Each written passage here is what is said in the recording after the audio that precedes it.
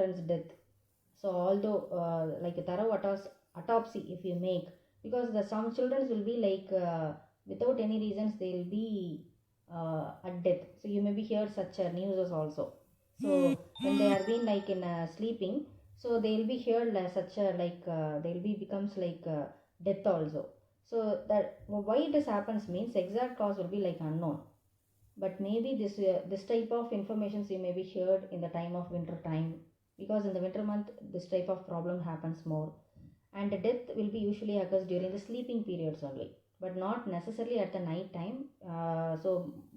Whenever they go for the sleep at any time, they can have this type of problem. Why it happens means very high incidence you can see with the boys, and higher incidence with the peoples who are Native Americans and the African Americans and the Hispanic peoples and the low socioeconomic group peoples. So the lower incidence you can see with the breast feeding infants only. So because the infants will be sleeping with a pacifier, so you may be seeing those children also. So those children will be having this type of sudden infant death syndrome. So who are all will have the high risk of getting this type of condition means when the child is being below 1 year, who are having a position with a sleeping prone position always, if they are been preferring to sleep, those children will have the risk. And if you are making the child to sleep with the soft beddings, and if it is a non-infant beddings, if you are using those bedding for the only for the adult people, they can able to use, but with the small children you should not use those beddings, mainly with a less than 1 year. So such a sofa should not be given here. If you are using those sofas for the infant for their beddings, in that cases also they will be having this problem.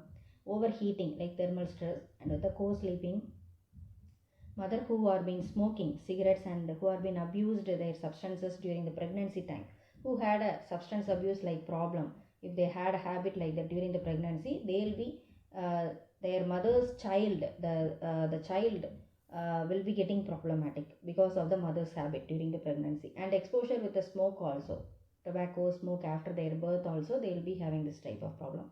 When you make an assessment with this SIDS condition, the infant will be apneic at that time. They will be looking blue and lifeless, frothy, blood-tinged fluid in their nose and mouth. Infant will be found in any positions also. They may be typically found in a disheveled bed and with the blankets over the head and huddled in a corner. And infants may be appearing to have been clutching the beddings, and diaper also will be looking wet and will be full of stools you can see. So they will be at the time of their distress, final time, when you make an investigation you can see all these things. So their diaper will be fully wetted, and they will be having a that will be full of stools also, and even in their mouth also you can see the frothy of their saliva and with the secretions you can see in their mouth. So these are all the usually investigation findings that was been found with these cases. So how to prevent this type of death, SIDS death?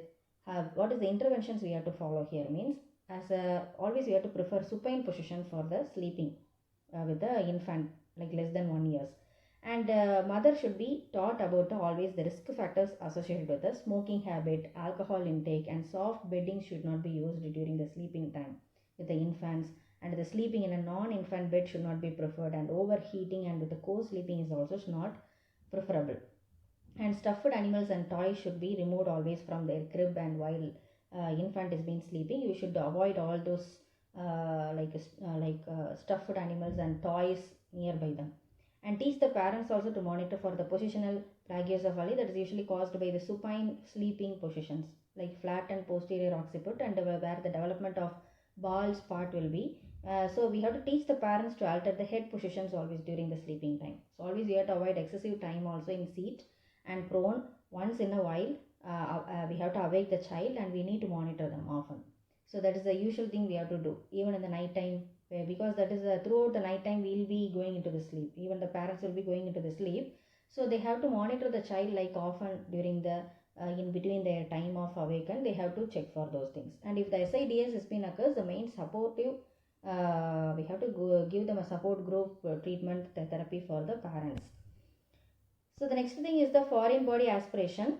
So this is a swallowing and aspiration of the foreign body into their air passage. This is also another one problem which usually happens with the children, because the most naughty children will be doing like this.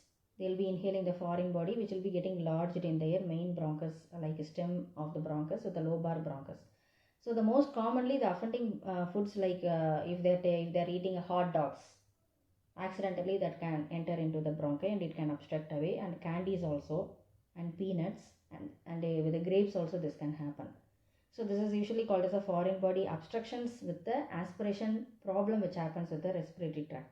So this when you go with the assessment with the foreign body aspiration, initially they will have the choking sensation, gagging will be there, coughing also, retractions will happen. If any conditions has been worsening, cyanosis will be there at last, and laryngo tracheal obstructions also will be happening here if there are obstructions has been more, which will be leading to the dyspnea, stridor, cough, and hoarseness will be there. And bronchial obstructions will be usually produces the paroxysmal cough, wheezing, and asymmetrical breath sounds and dyspnea also. If there is any obstruction progresses, if it is not able to be relieved, means unconsciousness happens at one point, and asphyxiation also. So the partial obstructions, it can occur without any symptoms, and even the distressed child cannot be able to be speak also. If it has been more severe and severe obstructions, if the partial has become more complete obstructions, they will be getting into, they will not able to speak, even a mild voice also will not able to be heard, and because they will become cyanotic fully and collapses happens here completely. So as an emergency interventions for this foreign body aspiration, we have to go with the proper removal of the foreign body, and we have to relieve their choking, more than 1 year. If it is like a more than 1 year child means we can go with the abdominal thrust method we can follow. Otherwise, before less than 1 year means we have to go with the back back rub, and with the back slap we have to do by making them to lie with their head lower than the chest level, and we have to kneel down, and we have to put them on your lap, and you have to give the back slap. And after the emergency measures like endoscopy is also be necessary here to identify the choking obstructions, where it has been obstructing and whether it has been dislodged or not, we can analyze. And after this, give the child with a high humidified air and observe the signs and symptoms also with the airway edema.